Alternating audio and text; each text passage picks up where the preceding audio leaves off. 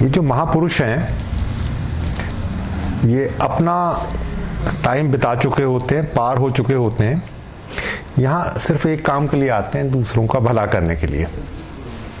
कि मुक्ते कहते हैं इनको, मुक्त हो चुके होते हैं, इनकी कोई ज़रूरत नहीं यहाँ आने की, अपना रोल पूरा हो चुका है। आम लोगों को बचाने के लिए आते हैं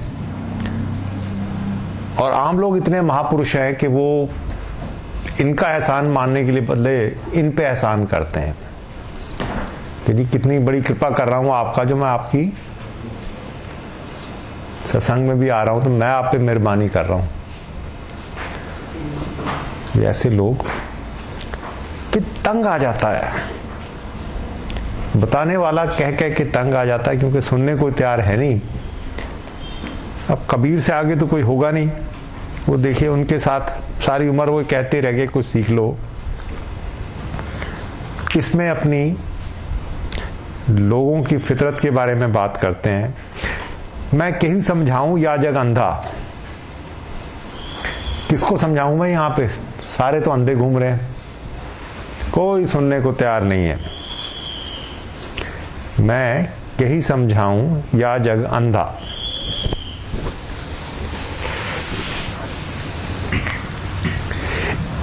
एक दो होए उन्हें समझाऊं, सभी भूलना पेट के धंधा।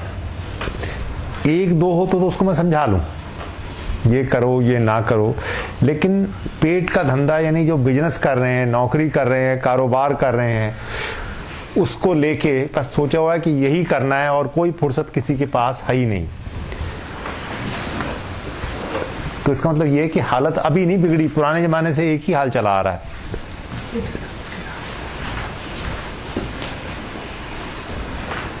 उस वक्त भी लोगों की समझ में बात नहीं आती थी, तो आज कहां से आ जाएगी? और अगर आपको कई बार बताते हुए लगता है कि इसको बता भी रहे हैं, हमारी सुन नहीं रहा, गुस्सा आता है, तो सोच लो कि अगर कबीर की नहीं सुनी जा रही तो हमारी आपकी अगर ना भी सुनी जाए तो क्या फर्क पड़ता है।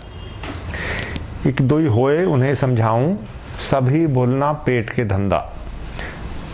कहता है इस टाइम मत बात कर रही, फालतू लोगों की बातें, ये बिजनेस है, हमको करना है, हमको नौकरी करनी है। हर कोई उसमें इतना बिजी है कि किसी के पास रूहानी बातों के लिए तो टाइम है ही नहीं। अब वो बात करते हैं कि असल में आदमी की औकात क्या है, असल में किस लायक है। पानी के घोड़ा पवन असवरवा, ढरक परे जस ओस के बुंदा। आदमी के शरीर को बिल्कुल ही कमज़ोर या बहुत कम टाइम का बताते हुए वो कहते हैं कि ऐसा है जैसे पानी का घोड़ा है, यानी जो हमारी बॉडी है ये इस तरह है जैसे पानी का घोड़ा है और इस पे पवन सवार हुई है। पवन क्या? सांस। हम तभी तक तो है ना जब तक या तो सांस है या शरीर है, दोनों में से एक चीज हो। जब ये दोनों इकट्ठी होती हैं तब तो सब कुछ है। शरीर चला जाए तो भी कुछ नहीं रहता और अगर ये सांस चली जाए तो फिर भी कुछ नहीं होता। पानी के घोड़ा पवन असवरवा, ढरक पड़े जैसे ओस का बूंदा। ये इस तरह खत्म हो जाएगा जैसे ओस की बूंद होती है। वो आपने देखा होगा सवेरे सवेरे जिन दिनों ओस पड़ने का टाइम आता है, पत्ते पे ऐसी चमकती है जैसे मोती पड़ा हुआ हो। बिल्कुल लगता है कि मोती, आंखें चंधिया जाती हैं उसको देख के। लेकिन जरा सी धूप निकली सब साफ। तो इंसान की कहते हैं औकात इतनी की है। पानी के घोड़ा पवन असवरवा, ढरक परे जैसे ओस के बुंदा। गहरी नदिया अगम बहे धरवा, खेवन हारा पड़िगा फंदा। नदी बहुत गहरी है। ये जो दुनिया है ये ऐसे है जैसे कि बहुत गहरी नदी में से पार होना है। आपने खुद भी देखा होगा, एक प्रॉब्लम खत्म होती है दूसरी आ जाती है। तो उसमें हमको चलना है। अगम बहे धरवा, उसमें लहर इतनी तेज चल रही है कि पूछो मत। आ जाओ ऊपर, आ जाओ, यहाँ आ जाओ। नदी गहरी है, पानी उसका बहुत तेज है। खेवन हारा पड़िगा फंदा। खेवन हारा उसको चलाने वाला है हमारा मन। इसको कौन चलाएगा? इस पानी में कौन पार लेके जा सकता है? हमारा मन ही तो लेके जाएगा। वो पड़ गया फंदा, वो खुद फंसा हुआ है। किस चीज के फंदे में? कोई अपने रोजी रोटी के चक्कर में, कोई अपने बेईमानी के चक्कर में। तो उसमें किसी को सोचने की फुर्सत ही नहीं है। आज सवेरे से हम लोग इंडिया की पॉलिटिक्स के बारे में आपस में बातें किए जा रहे हैं, तो उसमें हो रहा है कि हर कोई पैसा खा रहा है। क्यों? क्योंकि वो जो एक बेसिक कोर थी, जब आप रूहानी रास्ते के जब 15 मिनट भी लगाते हैं तो आदमी को लगता है नहीं यार मैं नहीं करता, और करता भी तो इतना नहीं करता। इस वक्त हालत ये हो रही है कि कंपटीशन हो रही है। वो ये कहता है जी मैं बहुत कम, बाकी सब बदमाश हैं, मैं शरीफ आदमी हूं क्योंकि मैं तो सिर्फ करोड़ 2 करोड़ रुपया खाता हूं। अब ईमानदार होने का ये पहचान ही रहे कि मैं बेईमानी नहीं करता। अब वो ईमानदार है जो सबसे कम खा रहा है। तो खेवनहारा फंदे में फंस चुका है। उसकी कंपटीशन में एक दूसरे को देखते हुए हर कोई अपने आप को जस्टिफाई कर रहा है। उसकी वजह से नतीजा क्या निकल रहा है? घर की वस्तु निकट नहीं आवत, देना बार के ढूंढत अंधा। जो उसके दिल में ही जो चीज है, कौन? अपना भगवान कहाँ है? दिल के अंदर ही तो है। घर की वस्तु निकट नहीं आवत, उसके पास नहीं आता। दिल में भगवान नहीं ढूंढ रहा है, अपने दिल में उसको तलाश नहीं करता। देना बार के ढूंढत अंधा, दिया जला के बाहर ढूंढने जा रहा है। हम अपने भगवान को बाहर ढूंढने निकल रहे हैं, और ढूंढ भी कौन रहा है? अंधा। हम अंधे हैं, घर में जो चीज मिल सकती है वहां नहीं ढूंढ रहे, उसको बाहर ढूंढने जा रहे हैं। पहले तो ये देखना है कि अंधे के लिए दिए की इंपॉर्टेंस कितनी है। अंधे को क्या फर्क पड़ता है कि अगर दिया उसके हाथ में आप पकड़ा भी दोगे तो उसको क्या नजर आएगा? जब हम ये सब करते हैं कि मैं फलाने मंदिर में जा रहा हूं, कि मैं फलाने गुरुद्वारे में जा रहा हूं, तो हम, पहली बात हम अंधे हैं, और दूसरी बात हम बाहर जा रहे हैं, दिया लेके जा रहे हैं, उससे कोई फर्क नहीं पड़ेगा। हम क्यों जाते हैं? उसको दिखाने जाते हैं कि हम तेरी तलाश कर रहे हैं। जब हम वहां जाके उसके दर्शन करके आते हैं तो हम चाहते हैं देख ले यार कहीं से मैं आ गया यहां पे, उसको दिखाना चाहते हैं। लेकिन एक बात हम अलग कर लेते हैं, जब हम बेईमानी कर रहे होते हैं तो हम सोचते हैं भगवान अब तू अंधा हो जा, अब तू ना देख। करते हैं कि नहीं करते हैं? चाहे खुद बताओ। बेईमानी करते हो तो भगवान सो जाए, शुक्र करो स्लीपिंग पिल्स नहीं हमारे पास, नहीं भगवान को किसी ने घोल के पिला दी होती। हमारा उसकी तरफ, लेकिन उसके साथ जब मैं अच्छा करता हूं तो फौरन नोटिस ले, फटाफट लिख ले। ये मैं हरियाणा की शादी बड़ी मजेदार चीज देखी मैंने।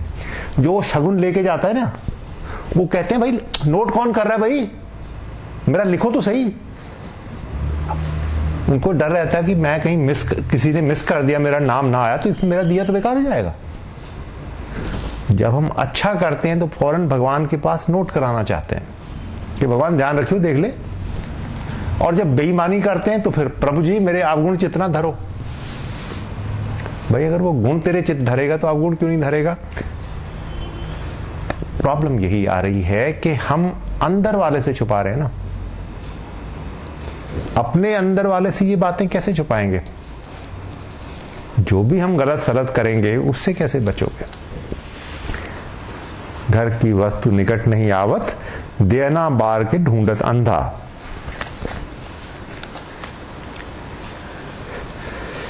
लागी आग सकल बन जरिया, बिन गुरु ज्ञान भटक गया बंदा। हर तरफ आग लगी हुई है, कोई एक जगह तो सुरक्षित हो, यहां पे सब कुछ ठीक मिलेगा। हर तरफ ही एक जैसा माहौल फैला हुआ है। आप नौकरी में जाओ तो, बिजनेस में जाओ तो, यहां तक के मंदिर गुरुद्वारे में जाओ तो वहां के ईमानदार बैठे हुए हैं। सबसे ज्यादा बड़े ठग मंदिर गुरुद्वारे में ही मिलते हैं। ये क्यों होता है ये मुझे नहीं पता, लेकिन पहुंचते वहीं पे हैं वो। लागी आग सकल बन जरिया, बिन गुरु ज्ञान भटक गया बंदा। क्यों होता है वही उनको बता दीजिए। गुरु ज्ञान नहीं है। पहली बात, हम गुरु को स्वीकारना नहीं चाहते। गुरु पीछे पीछे फिर रहा है। अजीब दुनिया है। यूनिवर्सिटी में एडमिशन लेने के लिए हम मारे मारे फिरते हैं कि फलानी यूनिवर्सिटी में एडमिशन मिल जाए। यहां पे यूनिवर्सिटी आपके पीछे फिर रही है, आ जा यार कुछ सीख ले। और अगर हम उसके साथ जुड़ भी गए तो कहते हैं हम उसकी इज्जत बहुत करते हैं, पर हम बात कोई नहीं मानते। तो उसकी इज्जत करने से क्या फायदा होगा? अगर आपको उससे कुछ फायदा उठाना है तो उसको मत मानो, उसकी मान लो। वो कह क्या रहा है, हम उसकी नहीं मानते, कहता आप बड़ी इज्जत करते हैं उसकी। मैं तो जब तक मंदिर जाके कृष्ण भगवान के दर्शन नहीं कर लेता पानी नहीं पीता मैं, और उसके बाद आके फिर मैं बकरा भी काट लेता हूं।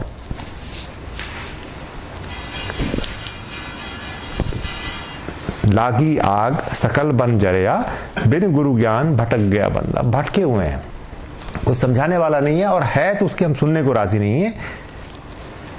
कहें कबीर सुनो भाई साधो, एक दिन जाए लंगोटी झाड़ बंदा।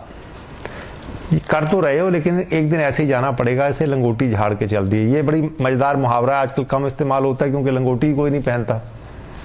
गरीब आदमी पहनता था, उसका लंगोटी होती थी, और आखिर में जब जाना लगता था तो उसको भी, उसमें भी क्या निकलेगा, उसमें होगा क्या, और होगा भी तो वो भी छोड़ के जानी है। तो जब मरोगे तब तो कुछ भी साथ नहीं जाएगा ना। कहें कबीर सुनो भाई साधो, एक दिन जाए लंगोटी झाड़ बंदा। जब जाओगे तो फिर कुछ नहीं रह जाएगा, आपने अपना पूरा किया कराया यहीं पे बर्बाद कर दिया। संसार से जाने की तो बात छोड़ो, अब ये जो सरकार जा रही है ये भी क्या क्या उठा के ले जाएंगे, कितना ले जाओगे? इतनी ड्रामे, बेईमानियां, झूठ, खत्म। तो हम उस टाइम नहीं सोचते हैं। हर जगह से जो मिल जाए खिसकाओ, कहां ले जाओगे? आपको हैरानी होगी,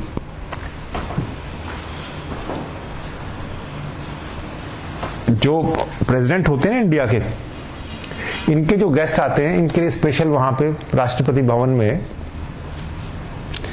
स्वीट बने हुए होते हैं, उसमें वहां ठहरते हैं। द्वारिका स्वीट बेस्ट है। जब बाहर का कोई आता है तो एक हमारे प्रेसिडेंट साहब थे, उन्होंने कहा बकवास, बाहर वाले प्रेसिडेंट आते हैं तो ठीक है, हमारे जो गांव से गेस्ट आएंगे वही ठहरेंगे। ठहराए गए वहां पे, क्या कर सकते हैं? प्रेसिडेंट के सामने थोड़ी कुछ बोल सकता है। जब राष्ट्रपति महोदय ने कह दिया कि हमारे गेस्ट यहीं ठहरेंगे तो ठहरेंगे। अब जो उनके गेस्ट ठहरे, उसके बाद द्वारिका हाउस में ना तो कोई ट्यूबलाइट थी, ना कोई बल्ब थे, यहां तक के एस्ट्रे भी ले गए। जबकि सिगरेट नहीं पीते हैं लेकिन एस्ट्रे भी उठा के लगे वहां। हम दुनियादारी में रह के यही करते हैं, जहां से जो खिसकाया जाए ले चलो। बिल्कुल याद ही नहीं रहता कि प्यारे तेरा कब लास्ट बॉल पे कब आउट होने वाला है। हम उसको अगर सोच पाएंगे, ये बार बार अपने आप को याद दिलाना पड़ता है कि परमानेंट नहीं है यहां पे डेरा। ये सारी की कराई बेईमानियां बस खत्म होने वाली हैं। मजेदार बात यह है, जब आप किसी की अर्थी लेके जाते हो ना, उस टाइम याद आता है यार गया काम। तो औरतें तो कम जाती हैं, आप लोग तो कई जगह जाते होगे ना, तो उस टाइम 5-1 मिनट को लगता है कि ये ऐसा था।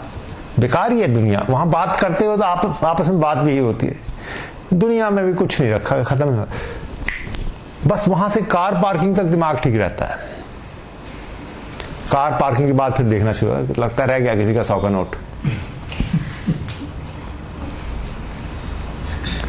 बस वो 5 मिनट का असर, ये हमारी फितरत है। क्योंकि हमने जो अपना बेसिक चीजें उसको हम भूल गए हैं, वो हम याद नहीं रख पाते कि ईमानदारी भी किसी चीज का नाम है। आजकल ईमानदारी बहुत बड़ी बेवकूफ़ी बन गई है। जो जितना बड़ा ईमानदार है उसको लोग यही कहते हैं कि जी जरा दुनिया की समझ नहीं है, उसको बेवकूफ़ आदमी है। हमने फैसला करना है कि किस तरफ कूदना है। इन लोगों के चक्कर में फंस के बर्बाद होना है या कि आगे का सोचना है। और कलयुग में इतना बड़ा आराम है कि ये फायदा है कि आपको ये नहीं कि बिल्कुल उस तरह का ईमानदार बनने को कोई कह रहा है कि बिल्कुल जी मैं तो कुछ करूंगा नहीं, बस आप जरा फ्रंट रैंकर नहीं होने चाहिए जो आपके नाम के सेरा चढ़ जाए ना कि वाह जी वाह बेईमान बड़े बड़े थे पर भाई साहब जैसा बेईमान कम मिलेगा, ये अपने ऊपर सेरा नहीं बनवाना। औरों से पीछे बरी रह जाए तो उतना ही काफी है, नहीं तो फिर वो बाद में यही कहेंगे किसको उसको समझाऊं, सारा जग तो अंधा है।